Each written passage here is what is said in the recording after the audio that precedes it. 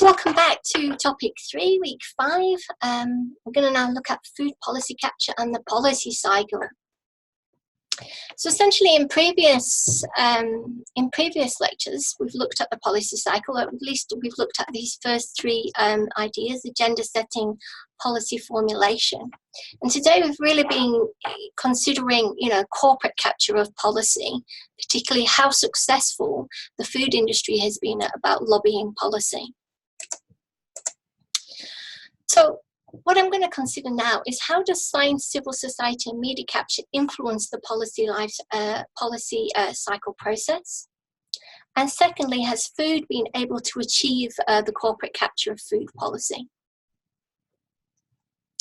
So let's look at policy capture in food then. Is this really happened?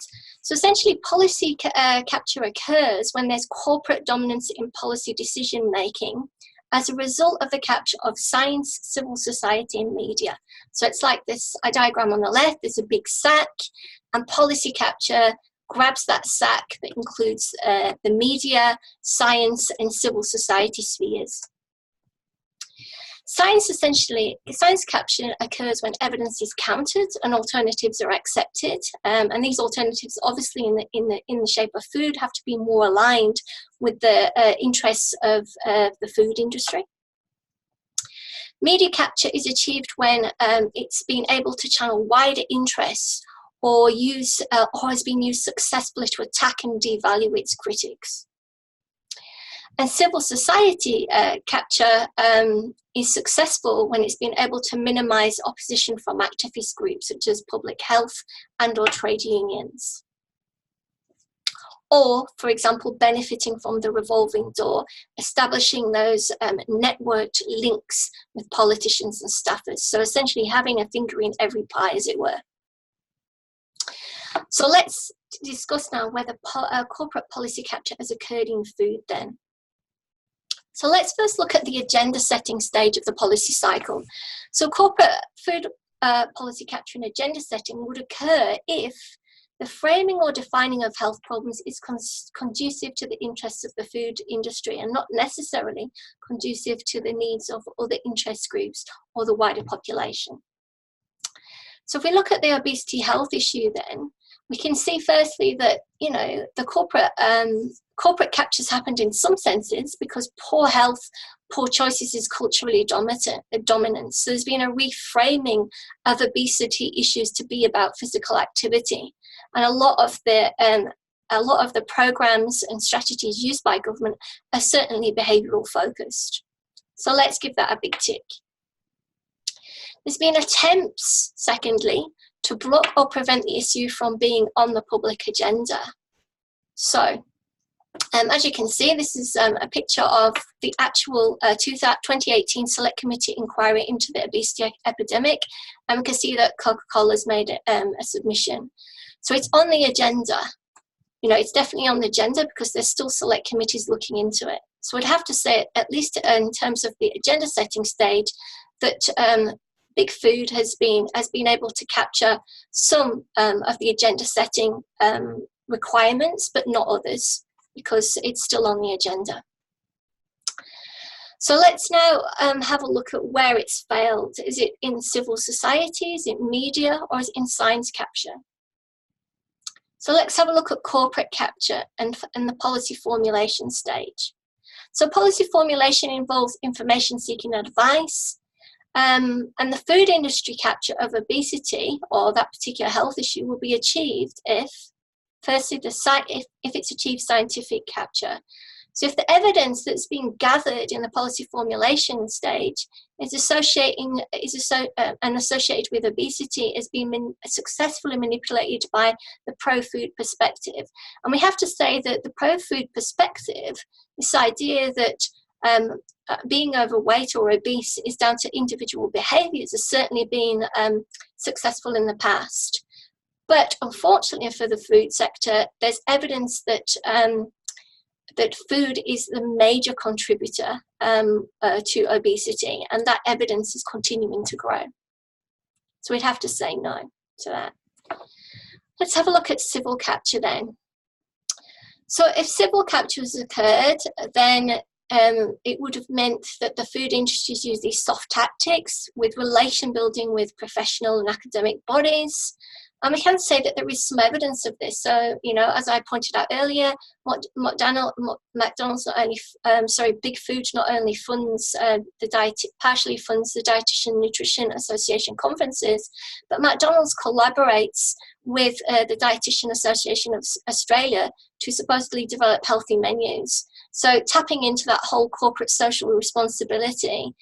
And making it appear that that it has real concerns for the health of their consumers, you know, warnings like eating moderation, so on and so forth. And also, in terms of the formulation stage of the policy cycle, we need to seek advice.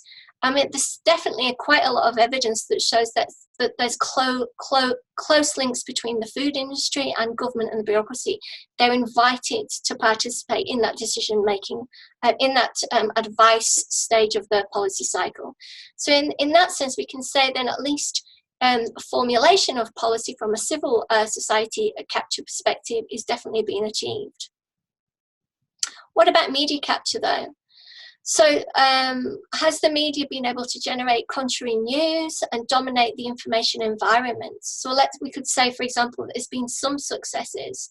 So media's definitely had a role in perpetuating a blame discourse in non-communicable diseases and helping the food industry portray itself as being interested in solution. So at least from a media perspective, we'd have to say there's been some success. Let's now look at the adoption stage of the policy cycle, which is essentially about making the choice about what policies that we need to pursue as a government. So let's firstly consider civil society capture. So in the adoption stage, this would involve using their relationships with policymakers to influence the actual policy decision. So we'd have to say that perhaps governments, big food industries haven't been too bad at using their influence to shape policy decisions, because they've certainly avoided government regulations in things like marketing to children, front of pack nutrition labelling, and taxes on unhealthy foods. So in that sense, we'll have to give them a tick. In terms of media though, how has the media galvanised public opinion enough against particular policy outcomes? You know, as the industry being able to talk about the loss of jobs, the hit to the economy, the cost to consumers if increased legislation and promotion of big food is on the horizon. And also, you know, has it been able to push this idea that big food or big food corporations are socially responsible and solution focused? And I think in that sense, we'd also have to say it's been a bit of a big tick. In terms of scientific capture, though, for adoption, has the food corporates been able to exploit the links with professional bodies and researchers? Well, it hasn't, because we said so earlier, but evidence has not been acted on, and that is down to the ideological biases of governments, which is something that we talked about last week. So I have to tick that one. So has there been the corporate capture in food around this issue of obesity? So lobbying essentially is more than just putting a particular perspective to government. It involves a whole raft of corporate, quite complex and sophisticated corporate political activity. So it's developed beyond representing the interests of particular groups, or in this case, the interest of corporates, by just voicing their concerns. Corporate lobbying involves dominating the policy and decision-making process at every stage of the policy cycle, and that's been illustrated in the strategy and tactics of the food industry. However, there are limitations with this idea of corporate capture and things that it doesn't take into account. So the first one is ideological biases. So, you know, ideas around neoliberalism, so free market and small roles for governments. And certainly the food industry has been able to achieve civil society capture because it's been invited to the policy making process by government. And it's invited because it fits with the way it fits with government ideology around a small role for government, and the idea that If the markets are healthy, then the country is healthy. And also, it doesn't really take account of globalization and how that strengthened the power of big food. So the majority of processed food across the globe now is produced by only 10 companies. And because these 10 companies are transnational companies, it makes it much harder for national governments to regulate. So I'm not going to conclude either way. I'm going to leave that up to you. But if in deciding whether the big food has been able to capture policy making, you need to consider what approaches underpin government policies to address obesity. And you also need to think about what has not been addressed through policy and what still could be done. And so that's it for week 5, topic 3. Thanks for listening. Speak to you soon. Bye-bye.